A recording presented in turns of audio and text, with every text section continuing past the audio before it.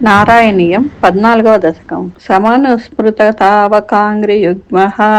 సమనుః పంకజ సంభవాంగజన్మ నిజమంతరమంతరాయ హీనం చరితం తే కథయన్ సుఖం నినాయ సమయే ఖలు తత్ర కర్తమాఖ్యో ద్రుహిణఛాయ భవస్తదీయ వాచా ధృతసర్గరసో నిసర్గరమ్యం భగవన్స్త్వామయుతం సమాసిషేవే గరుడోపరికాలమేఘక్రమం విలసత్కేలి సరోజపాని పద్మం హసితోల్లసితాననం విభోత్వం వపురావిష్కురుషే స్మ కర్దమాయ స్తువతే పులకావృతాయ తస్మై మనుపుత్రీం దయితాం నవాపి పుత్రీః కపిలం చ సుతం స్వమేవ పశ్చాత్ స్వగతిం చాప్యనుగృహ్య నిర్గతో భూః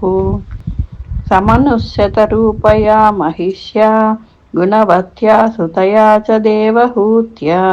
భవదీరిత నారదోపదిష్టః సమగాకర్తమమాగతి ప్రతీక్షం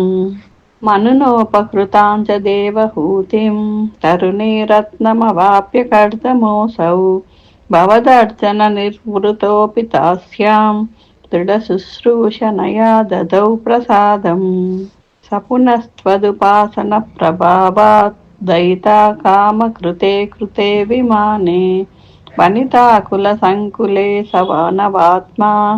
వ్యహరద్దేవ పథేషు దేవహూత్యా శతవర్షమత వ్యతీత్య సోయం నవకన్యాः సమవాప్య ధన్యరూపాः వనయాన సముద్యతోపి కాంతా హితకృత్వజ్జననోత్సుకోऽన్యవాప్సీన్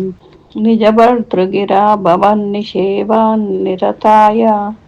మదదేవ దేవహూత్యాం కపిలస్త్వమజాయత జనానాం ప్రతయిష్యన్ పరమాత్మ తత్వవిద్యాం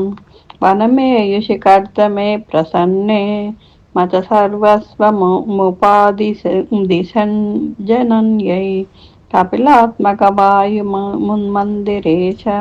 త్వరితం త్వం పరిపాహి మాం గదౌగాత్